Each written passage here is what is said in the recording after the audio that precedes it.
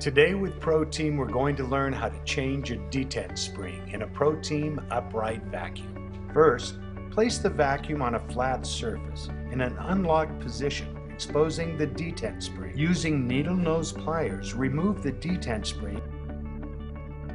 If there isn't enough detent spring to remove with pliers, use a flathead screwdriver to pry out the broken spring. Place the new detent spring into the spring slot in the vacuum power head. Push down on the detent spring until it's fully seated. When inserted correctly, the spring should snap into place.